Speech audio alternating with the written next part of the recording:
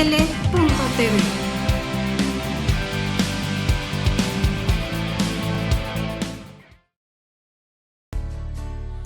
basta de decir no puedo, es tiempo de emprender el vuelo y dejar atrás el suelo, es hora de alcanzar el cielo, mujer, y volar. Tú lo podrás lograr, no te traiciones, sigue tus convicciones. Estamos de regreso aquí en Lizzy Te Responde con Salvador Donde de Teresa, que es consultor en patrimonio familiar. Nos han escrito, gracias, muchísimas gracias por escribirnos a esta plataforma maravillosa de retos femeninos que estamos transmitiendo en vivo. Muchas gracias por tus preguntas. Salvador, tenemos preguntas de nuestro público. Mauricio pregunta: ir contigo para un tema que tengo con mi familia de un negocio familiar, ¿en qué me beneficiaría? Muy importante, muy importante. Como les hemos comentado, la familia es un núcleo vivo donde surgen muchísimas dinámicas individuales que mueven la dinámica familiar. Y más cuando tenemos un negocio. A veces los negocios, por el segmento en el que se encuentran, pueden entrar en situaciones de conflicto. Es el negocio, pero eso puede repercutir al interior del núcleo familiar. Hay que tener cuidado con eso, porque la familia debe mantenerse unida y diferenciar lo que es un problema de un negocio o de un sector a un problema familiar.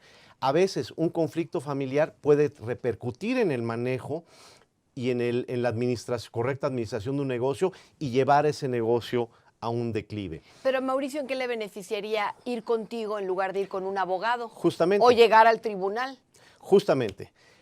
El motivo importantísimo por el cual hay que manejar esto es porque los motivos de conflicto los vamos a transformar en causa de unión y a detonar la creatividad familiar frente al reto en el que se encuentran, con la participación de todos, en donde todos van a ver reflejado quiénes son y lo que quieren, en proyectar de nueva cuenta el negocio familiar y hacia una nueva dinámica familiar. Los retos son buenos.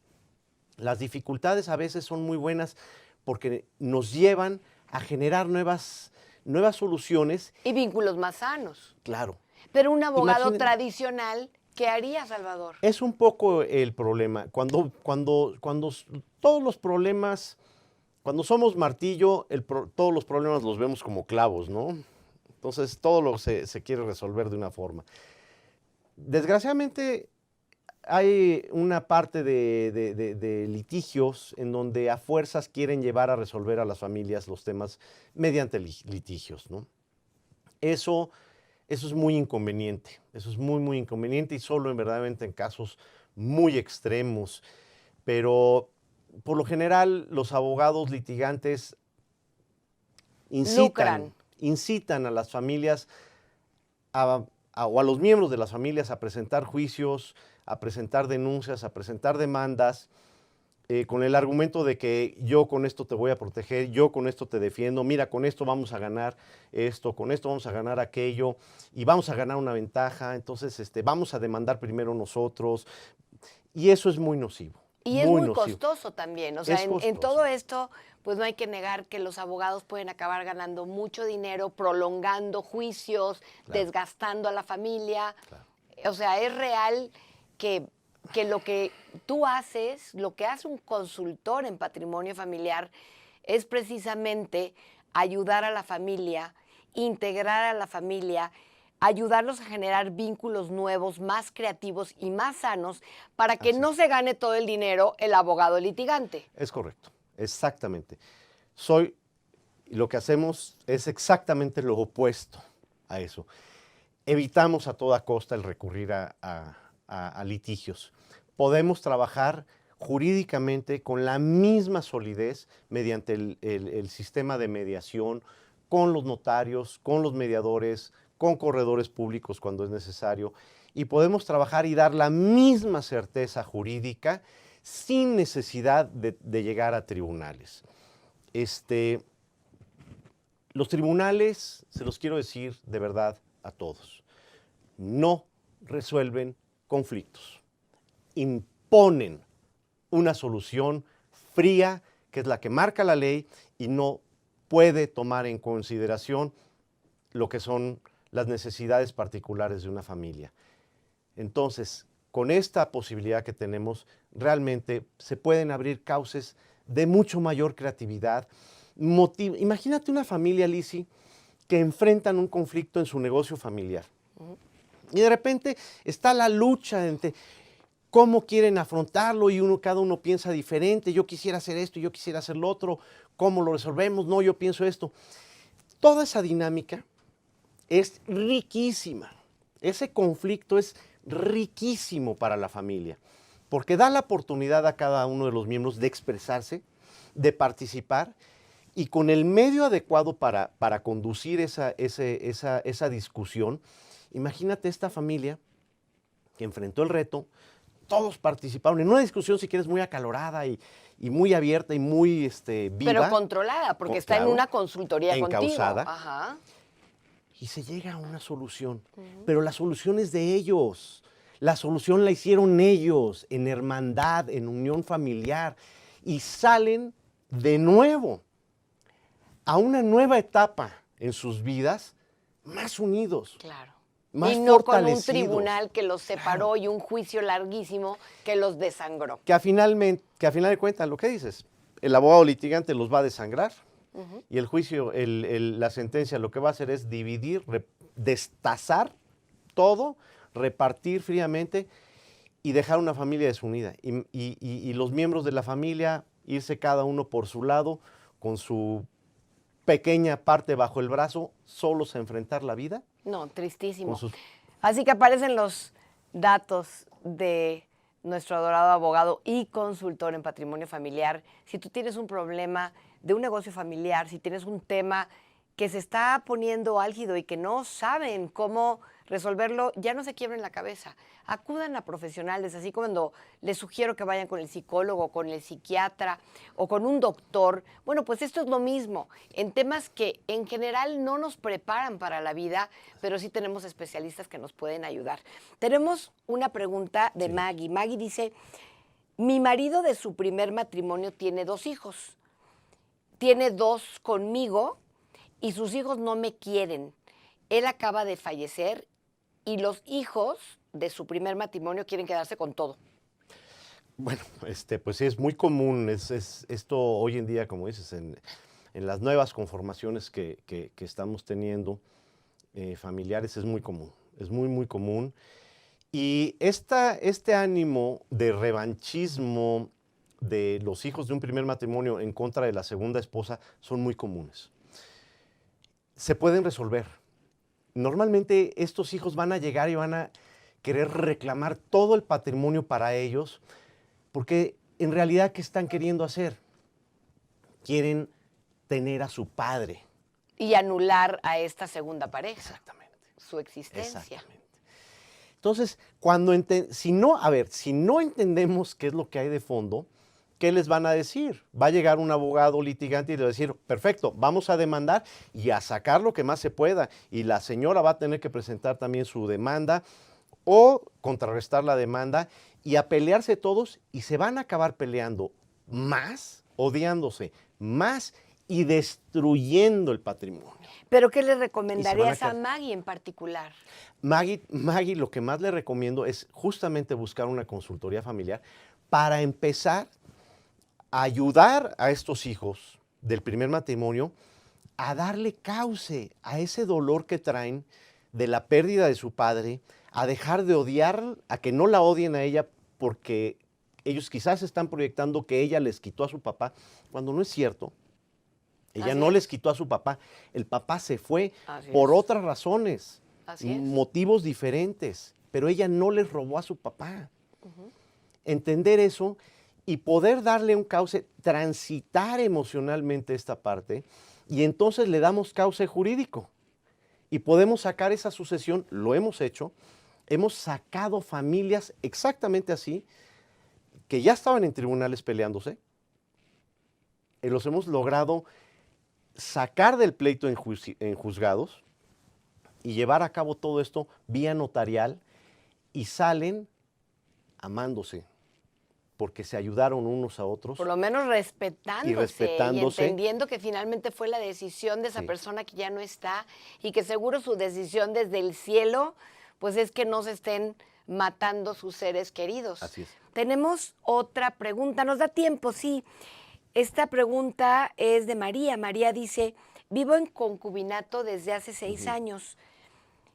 Al morir mi pareja, ¿tendría yo derecho a la herencia? Sí, claro, por supuesto. Aquí el tema del concubinato es muy común en México. Es muy, muy común, no nada más un concubinato, sino varias concubinas en un momento dado se pueden llegar a presentar, alegando derechos. Finalmente, quien prevalece es en todo no, por eso también desalientamos el tema del concubinato, porque cuando pasan de distintas concubinas, pues la que quedó anterior, quedan desprotegidas. Queda únicamente el concubinato actual vigente, tristemente. Y entonces, si tú le dedicaste 15 años a tu pareja como concubina y se separan y él ahora tiene otra pareja y lleva 5 o 6 años con ella, tus 15 años y tus hijos quedan desprotegidos. Los hijos no, pero tú sí. Tú sí. Tristemente sí. Por eso no es conveniente el tema del concubinato. La ley hizo todo lo posible para pues, igualar lo más posible las cosas, ¿no? Pero pues hasta cierto punto se pueden hacer. Pero así están las cosas. ¿Ella sí tendría derecho? Sí, claro. Sí tendría derecho. Claro, se tiene que acreditar ese concubinato y dependiendo del estado, hay unos estados que piden más, menos años para acreditar el concubinato. Algunos estados de la República, pero se tiene que acreditar ese concubinato y da plenos derechos para recibir pensión, para heredar, todo, la plenitud de sus derechos, sí, claro. Rubén nos escribe, estoy en proceso de separación con mi pareja y no nos estamos pudiendo poner de acuerdo. Estamos a punto de ir con los abogados. ¿Qué nos sugiere, Salvador? Mira, definitivamente la consultoría familiar es lo más importante en este aspecto. Un pleito entre cónyuges puede durar eternamente y en ello se llevan a los hijos y el patrimonio completo, ¿no? O sea, los abogados que manejan el pleito. Sí, finalmente el patrimonio se diluye y se pasa a las manos de los abogados litigantes que llevan eso. Es muy duro ver este aspecto en donde tenemos abogados que permanentemente están incitando, induciendo a llevar a la gente al litigio por cualquier razón. No es así, no debe de ser así. Los litigios sí tienen una función muy específica, pero los casos deben ser de verdad los menores y casos muy específicos que de verdad requieren ya una situación de litigio. Mientras tanto, el mismo Tribunal Superior de Justicia reconoce ya los medios alternativos como la mediación, precisamente para no resolver todo mediante juicios. El consultor familiar puede ser él mismo un mediador acreditado por el tribunal para llevar a cabo los acuerdos o puede auxiliarse en su consultoría familiar con un mediador acreditado y darle formalidad a los acuerdos. La mediación familiar y la consultoría familiar te van a dar la misma certeza jurídica que cualquier juicio. Y con menos sangre derramada. Yo siempre digo que las parejas, unidos desafortunadamente, cuando empiezan los pleitos, se agarran a hijazos y son los que más sufren en estos procesos. Quédate con nosotros aquí en Lizzy Te Responde. Vamos a seguir respondiendo todas las preguntas que amablemente nos haces llegar. Y seguimos con Salvador Dondé de Teresa, que es consultor en patrimonio familiar, consultor para evitar llegar a esos tribunales agarrándose por los pelos y derramando sangre. Así que regresamos después de esta pequeña pausa. Ya basta de decir no puedo, es tiempo de emprender el vuelo.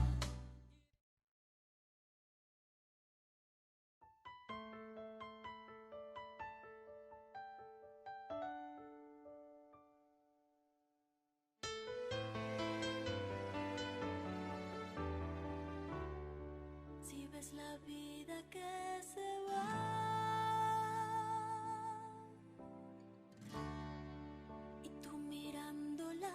pasar con tu dolor, tus alas no pueden volar, basta ya. Sigues ahogándote en silencio,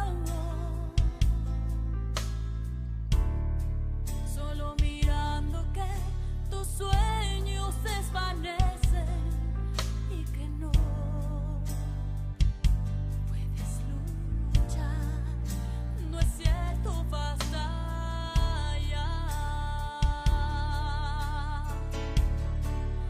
Basta de decir no puedo, es tiempo de emprender el vuelo y dejar atrás el suelo, es hora de alcanzar el cielo, mujer, y volar. Tú lo podrás lograr, no te traiciones, sigue tus convicciones.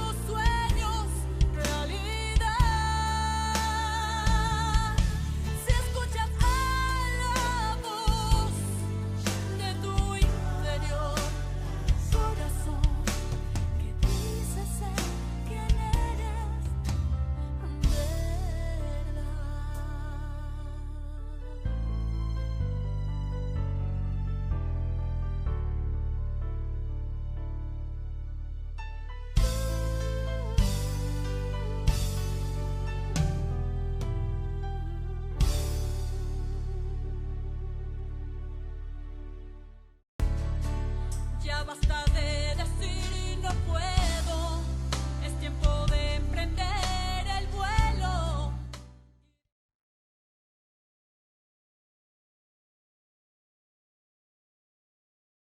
¿Sí, no? Ya estamos de regreso, queridos amigos. Música y autonomía con la directora de orquesta, Lizzy Ceniceros, que bueno, estoy encantada de la vida. La saqué del ensayo y la traje para acá. ustedes no están para saberlo ni yo para contárselos, pero estabas ensayando desde las 8 de la mañana, Lizzy. O sea, esta disciplina que a través de mucha perseverancia y constancia crea logros maravillosos, no es de que un día para otro yo me pare y ya con una batuta y dirija una orquesta.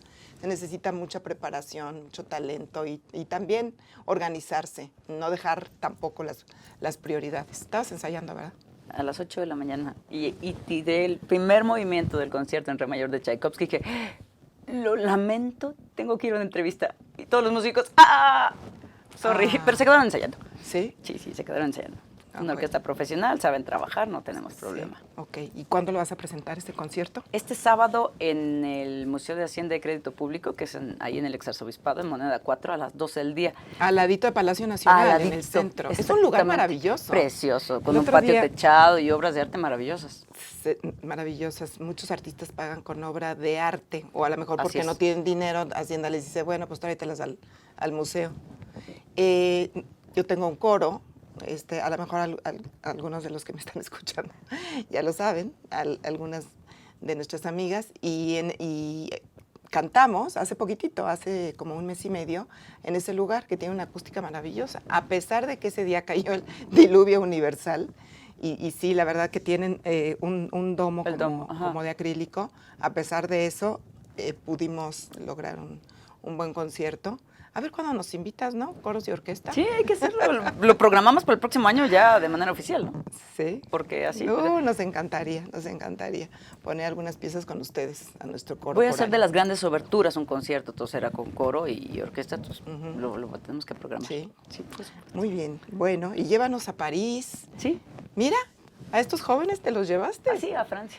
¿Dónde los invitaron? Y antes me los había llevado a Canadá, ¿no? A estos chicos.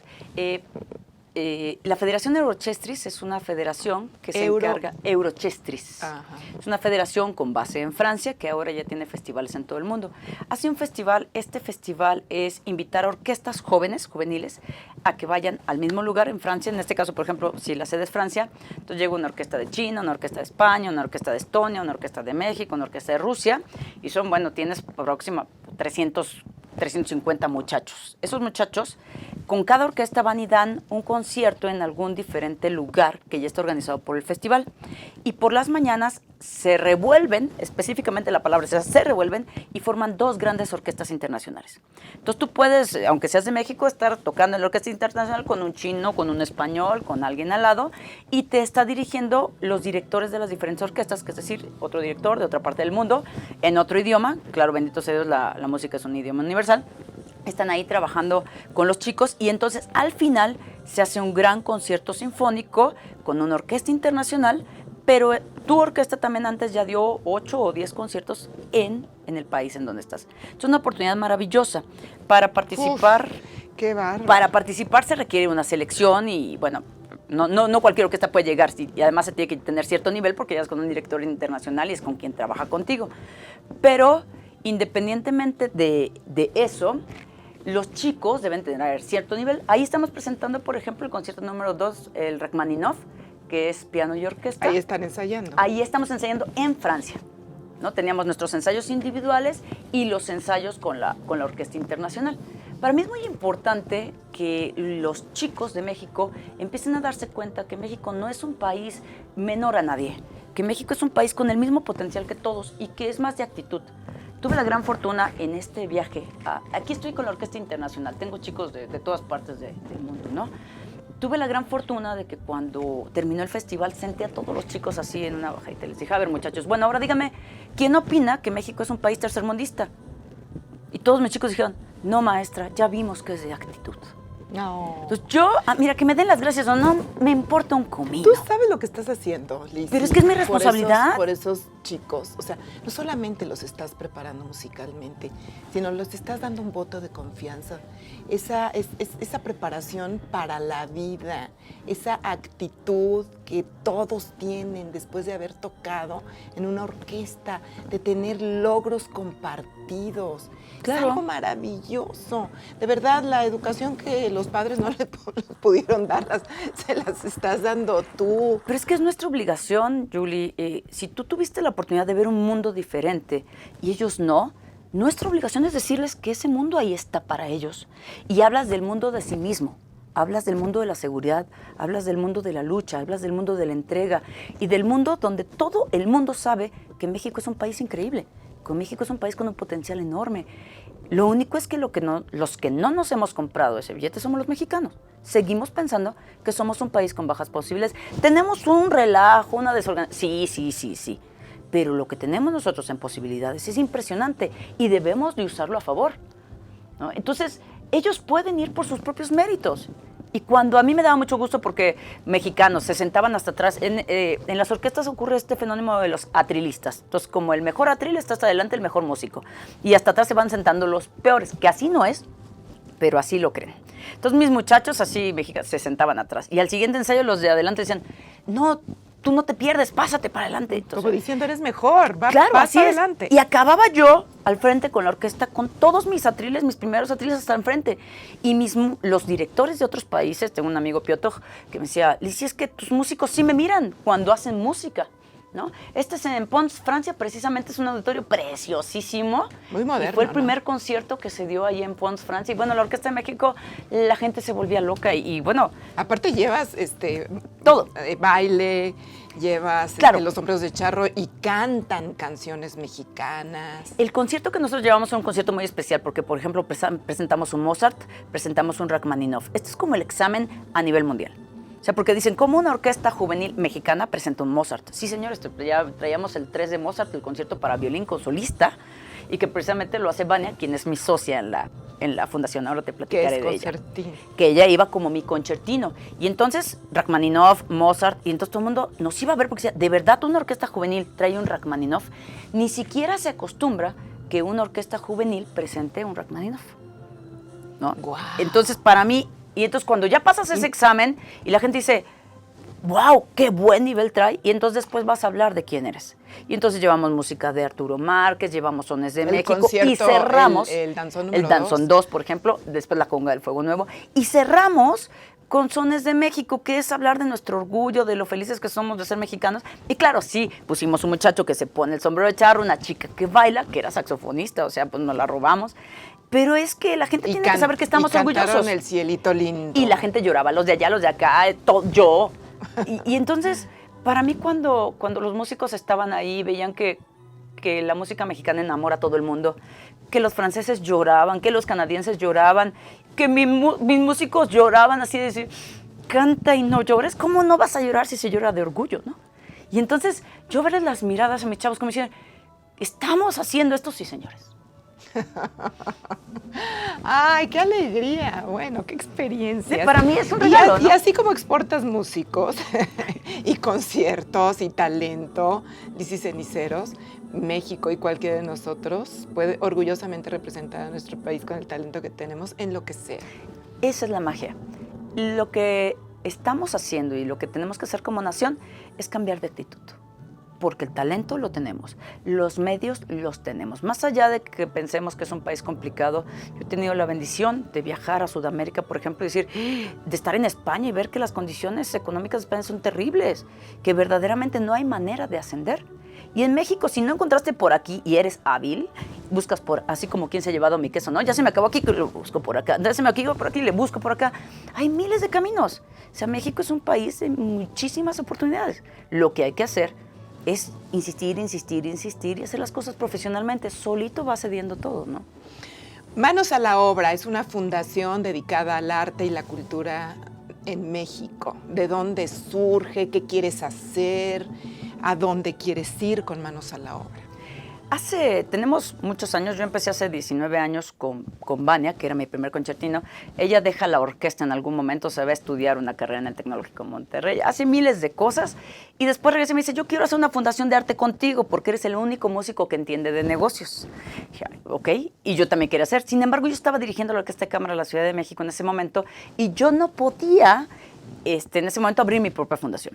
En el momento que yo dejo la Orquesta de Cámara de la Ciudad de México para abrir esta fundación, la intención está, hay muchos caminos, enaltecer a los artistas de México en el mundo, hacer que los artistas mexicanos hagan música de más nivel. Y no solo los músicos, porque también estamos trabajando con pintores, con escultores, con artesanos, con folcloristas, con cineastas, con gente que hace teatro.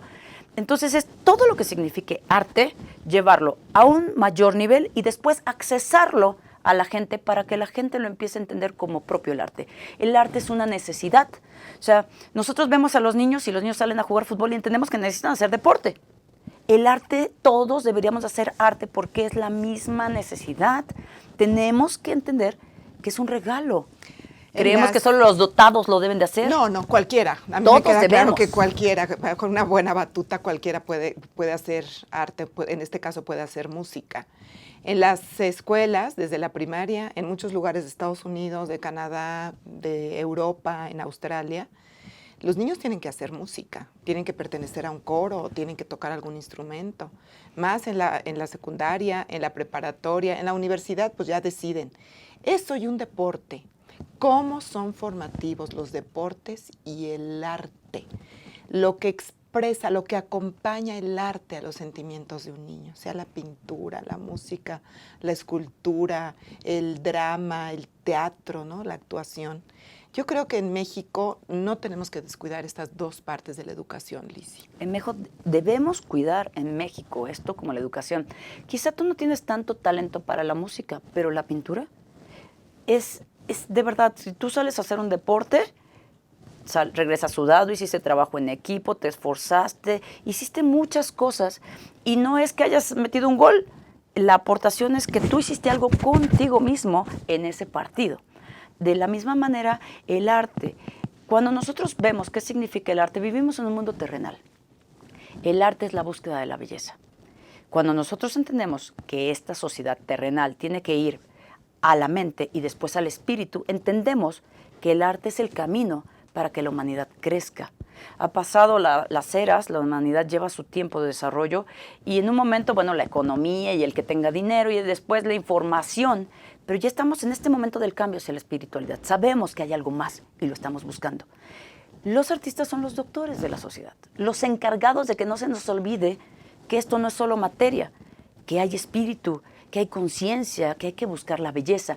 Por eso cuando tú tienes un niño y se dice que si un niño tiene un instrumento en las manos ya no va a agarrar un arma, porque busca la belleza, por un lado. Porque dos, sabe lo que significa su valía personal, sabe que es capaz de hacer muchas cosas. Entonces, es importante que nosotros les demos la herramienta del arte y del deporte a los niños, como una necesidad básica. Los países más desarrollados entienden esto como una necesidad básica y las materias más fuertes y de más tiempo son artísticas, culturales. Sí, se forman, ya sea que se vayan a dedicar profesionalmente o no al arte, al deporte, a la música, a la pintura, lo que sea, es muy formativo. A mí me gusta mucho esta manera de educarlos. Se hizo aquí un experimento, desgraciadamente en eso quedó un experimento, porque fueron solamente el 15% de las escuelas en nuestro país, que eran escuelas de tiempo completo. Y se les empezaba a dar música y deportes en esas horas de la tarde. Algunas escuelas privadas lo tienen.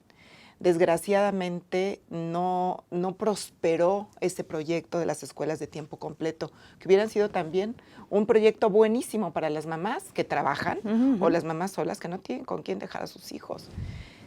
Llegamos al 15% de las escuelas. Ojalá que este gobierno lo retome, ojalá que este gobierno invierta en eso sí, en maestros de esas especialidades, en abrir las escuelas por las tardes. Ahora muchas primarias ya no tienen los turnos vespertinos y me encantaría que se abrieran para darles este tipo de formación a los chavos. Vamos a hacer una pausa y regresamos con la gran directora de orquesta, impulsora de tantos jóvenes y de tantos músicos, la maestra Lizzy Ceniceros. Volvemos. Ya basta de decir no puedo, es tiempo de emprender el vuelo.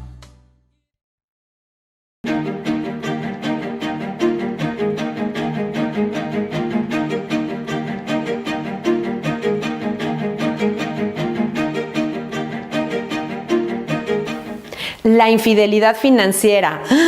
¡Qué tema, ¿verdad? Bueno, la infidelidad financiera es un temazo. Déjame decirte que el 70% de los divorcios que se dan en México tienen que ver con problemas de dinero. Y en particular, ¿qué es la infidelidad financiera? Bueno, es cualquier secreto relacionado con el dinero.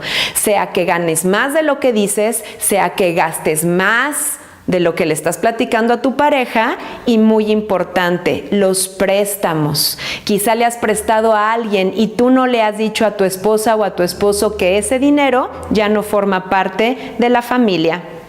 Cualquier secreto relacionado con dinero puede tener consecuencias muy importantes que yo te quiero decir. Punto número 1 es evaluar cuál es la calidad de comunicación que estás teniendo con tu pareja.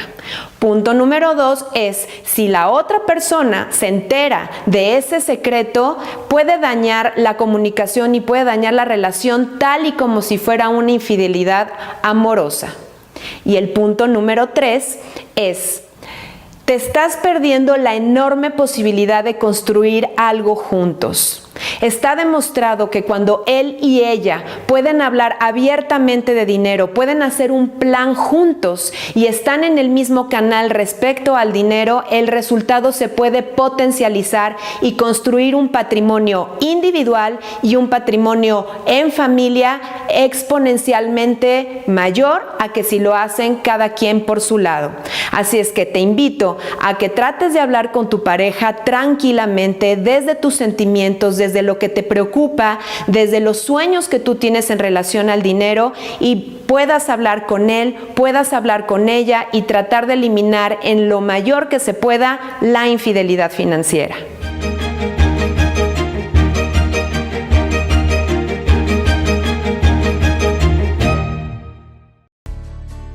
Ya basta de decir no puedo, es tiempo de emprender el vuelo. Regresamos con Ann Moxie hablando de esta propuesta que ella tiene y de esta historia, porque somos el cúmulo de una historia y de las causalidades y sincronicidades del universo que nos van llevando a desarrollarnos de una manera a veces mágica. Y mi pregunta para ti, Ann, ¿cómo llega a tu vida el yoga? ¿Cómo se cruza en tu vida el yoga como un propósito de existencia? ¿Cómo llega? No, es increíble. Yo estaba viviendo en Río de Janeiro, donde tenía base para llevar a América Latina para esta agencia de televisión, y lo que es ahora Reuters TV. Y por esas circunstancias de la vida, de veras, es increíble, conozco a una persona con la que me caso, que es mexicano, y que eventualmente por él yo me vine a México. El amor siempre jala. Y entonces, por otras circunstancias, yo tengo, es decir, una gran pérdida, y por esa pérdida y que las pérdidas lo que son realmente una invitación a soltar, replantear. Es un huracán que te pone en un buen lugar. Sí, y que fue muy doloroso, pero que me forzó a mí a ver esto de lo anecdótico, ¿no? Si estamos viviendo en la anécdota, que estamos muy superficial. Y yo, antes de que hubiera aceptado el puesto de Bureau Chief, me acuerdo que mi jefe en Londres me dijo: "Never forget it's the same story. It's always the same story. No te olvides que siempre es la misma historia." Y yo dije: "Ay, qué cínico. Eso debe ser lo que te pasa si te quedas demasiados años en noticias, ¿no?" Pero en realidad sí lo es. Porque van a seguir habiendo deslaves en Río de Janeiro en la época de las lluvias y carnaval en Río de Janeiro, etc. Van a seguir habiendo accidentes de avión, golpes de Estado, etc. Entonces, empecé a ver que mi vida toda había estado como que corriendo atrás de algo a un nivel muy superficial, y que yo lo que necesitaba hacer era descubrir dónde estaba yo, en medio de ese afán de estar afuera, con además violencia. Era hard news, era la noticia. No. Entonces hice y justo, de veras, hay un dicho, ¿no? Que cuando esté listo el estudiante llegará el maestro. Bueno, claro. me llegó y empecé, gracias a un camino de Siddha Yoga, que es uno de los más interesantes y más serios de la India. Empecé a bucear, descubrí la meditación. Yo entré por la puerta grande a todo esto. Yo digo la puerta grande, porque no entré a meditación por Hatha Yoga, entré directamente a meditación. Después descubro Hatha Yoga, que es preparación para meditar. Claro. Y que otros caminos que no hacen Hatha Yoga ni saben que se están perdiendo, porque es un camino tántrico que incluye el cuerpo. El Tantra plantea la iluminación es aquí ahora, no es a un futuro nebuloso. Sí, ni que me quede sentado esperándola. Es en el cuerpo, con el cuerpo y gracias al cuerpo. Y entonces puede ser, ¿no? Una puesta de sol o una conexión con alguien, con la que estamos teniendo ahora.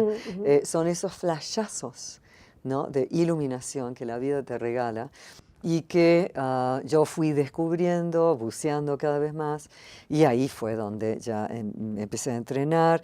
Regresé a la universidad, me eché psicología, una especialidad en adicciones. Yo estaba muy adicta a la adrenalina. Claro. Hay gente que me conoce de antes que me dice, reemplazaste las bombas y los golpes de Estado con entrar a penal.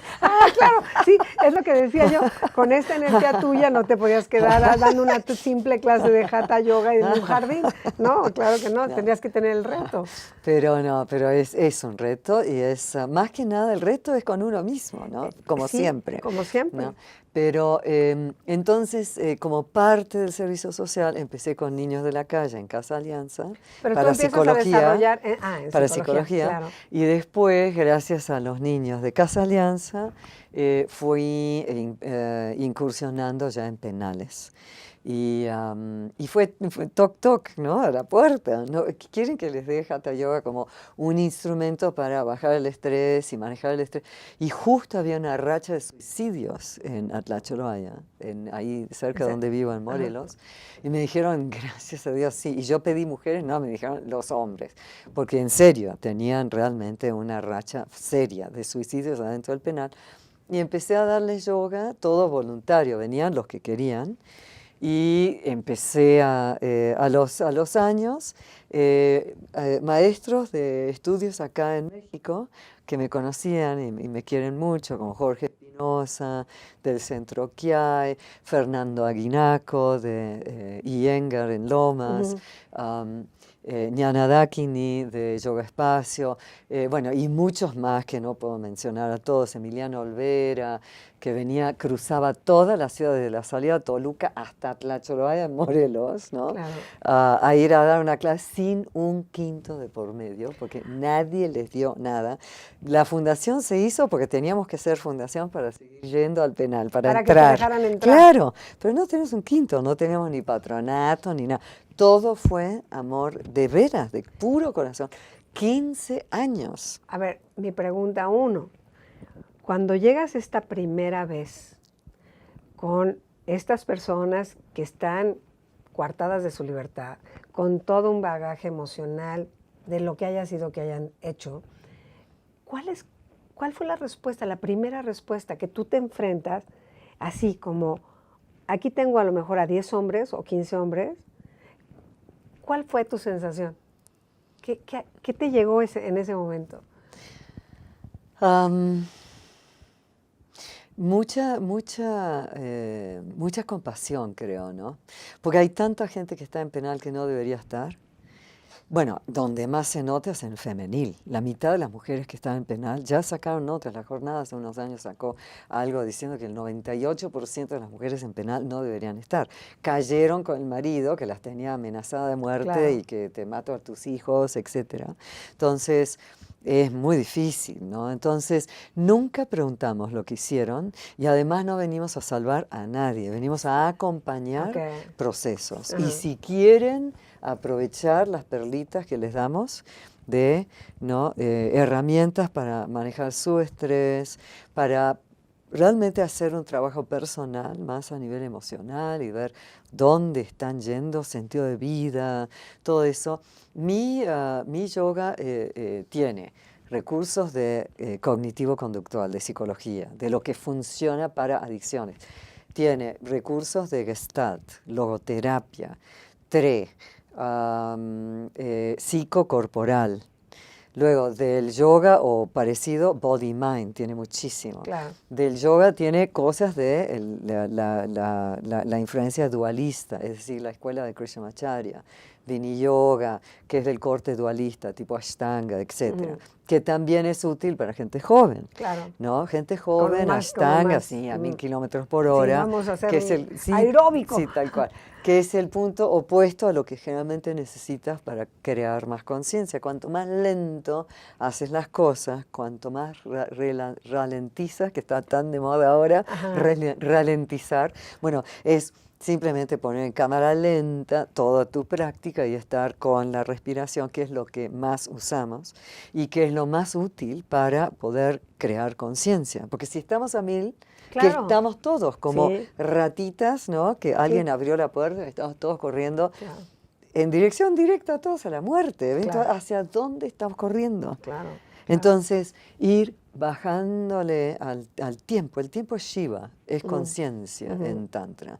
Es la conciencia. Entonces, ralentizar y hacer cosas en conciencia te da el placer de vivir. Si no, te la pierdes. Claro, no la llegas así, zoom, ¿no? A la muerte sin haber gozado nunca nada. Lo que dijiste tú al principio, el gozo, el placer de vivir. Y eso no lo vas a sentir si estás a 1000 kilómetros por hora. Entonces, volver a la respiración, volver a sentir el cuerpo, todo eso por parte de la tradición de Krishnamacharya. Y en cuanto al Tantra, esto que es ciencia cuántica actual, que hablan el mismo idioma, siempre hay más. Lo otro que dijiste al comienzo, que es siempre hay más. Siempre. La idea de abundancia da porque se te está regresando multiplicado.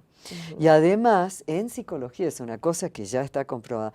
Cuando tú das, liberas endorfinas, que es otra cosa de mi yoga que estudiamos, los tipos de neurotransmisores que liberas con cada tipo de ejercicios que hacemos. Bueno, y cada tipo de asana, de las posturas. Claro. Y entonces, el asana de ir a dar servicio social ya está, ya está generando una cantidad de endorfinas. Una de mis maestras me dijo, deberíamos estar pagando por entrar a penal. Claro, yo creo por que el placer que te da. Claro. Sí. Vamos a hacer un corte, Ana, ahorita regresamos. No nos tardamos ni 5 segundos. No se vayan, por favor, que está muy interesante esta plática. Ya basta de decir no puedo, es tiempo de emprender el vuelo.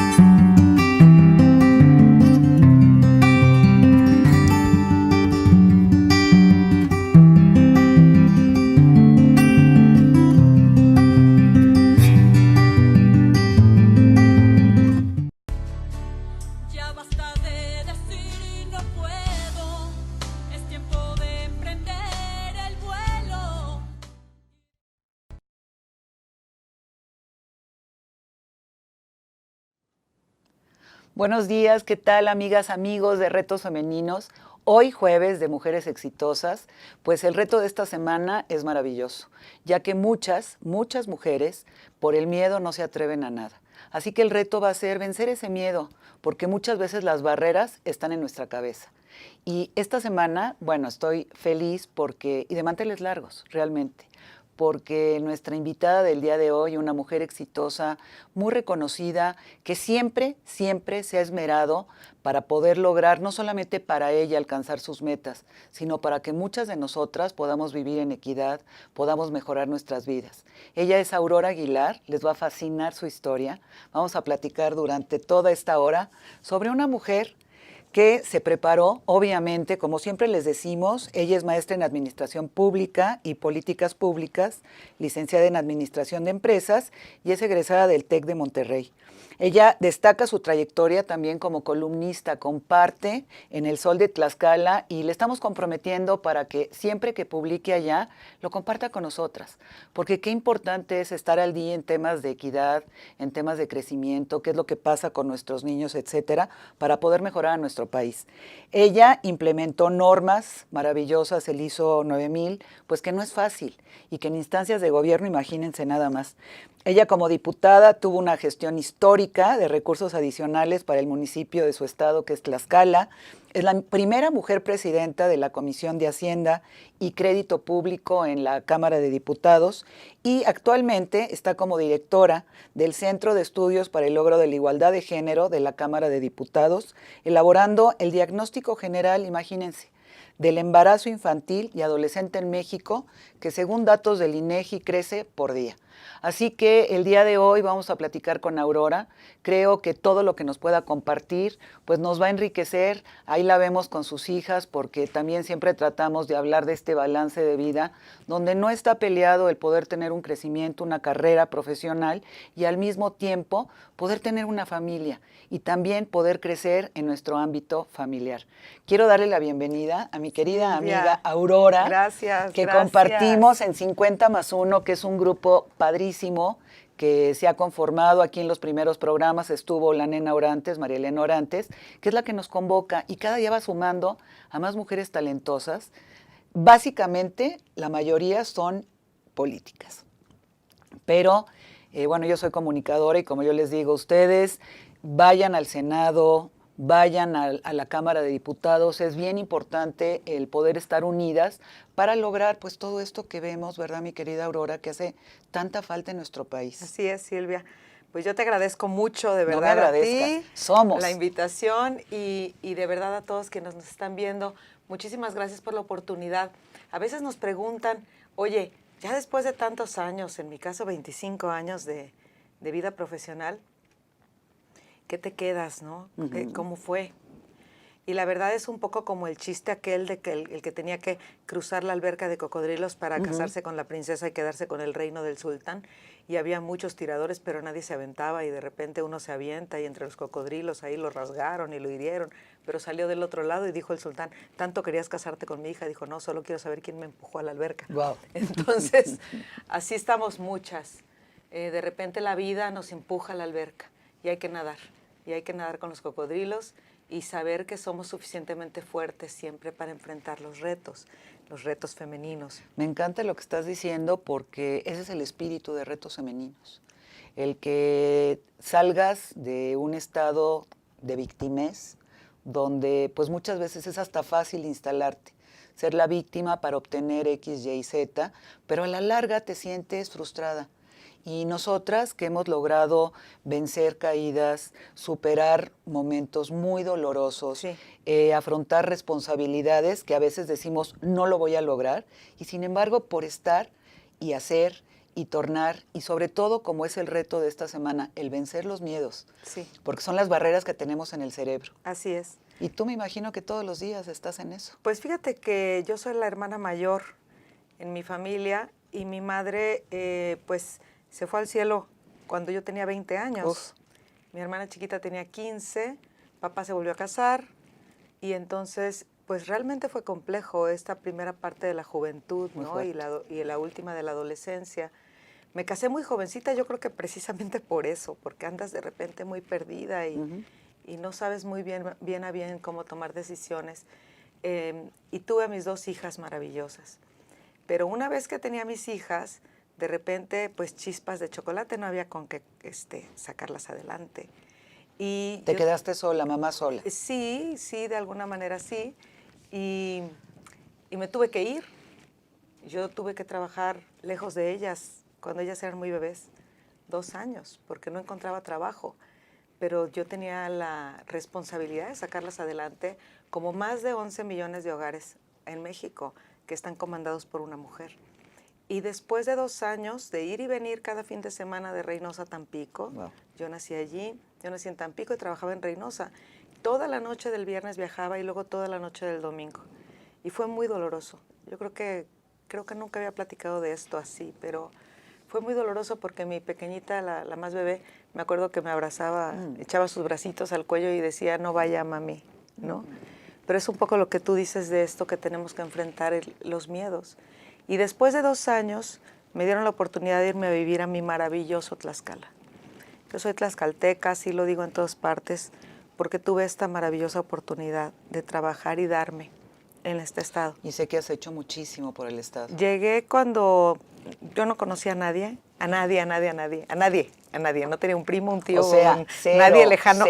Cero. Mi trabajo como subdelegada en una dependencia federal en la SECOFI, en un puestecito de mandos medios menor, y mis 2 hijas, una de 4 años y una de 2. No, bebés. En las manitas y nada más.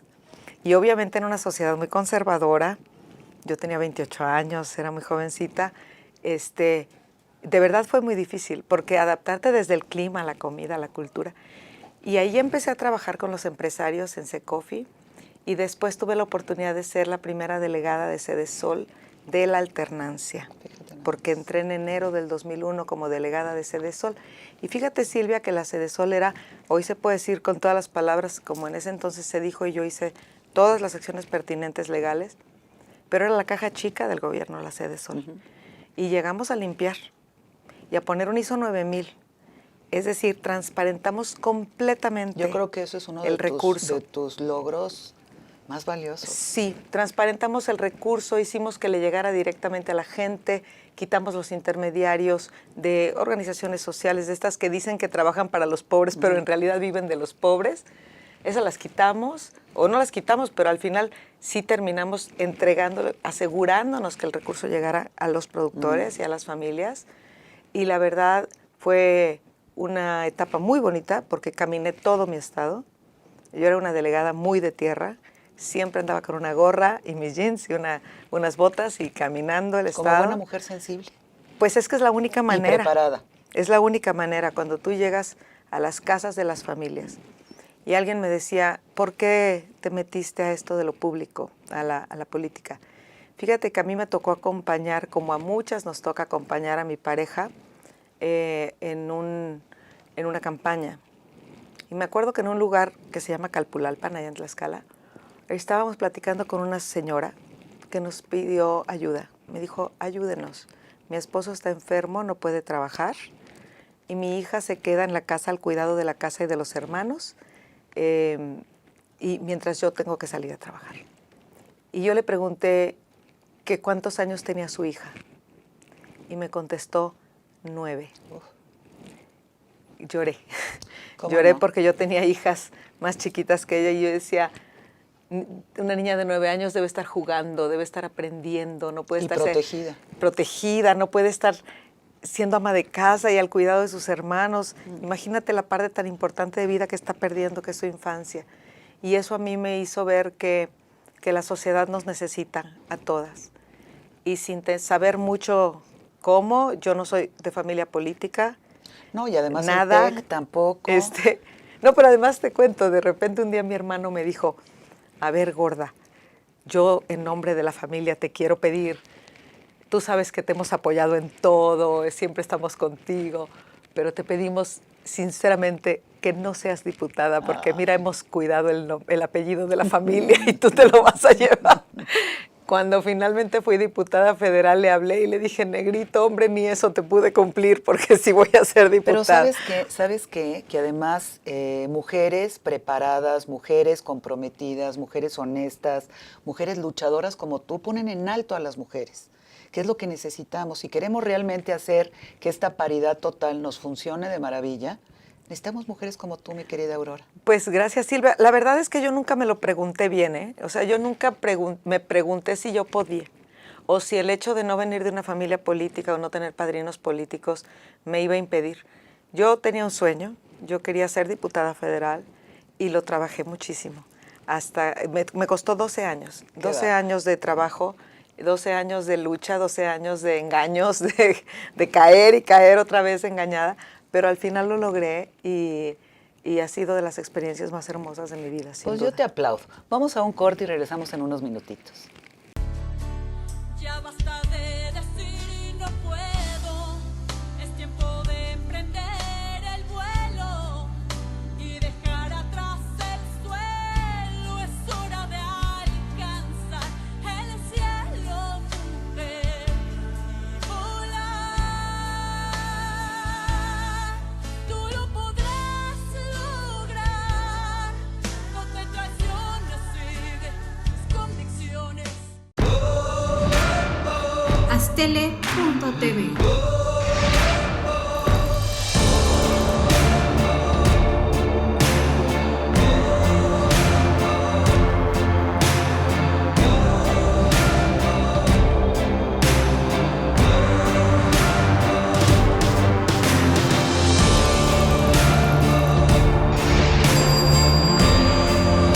Aztele.tv.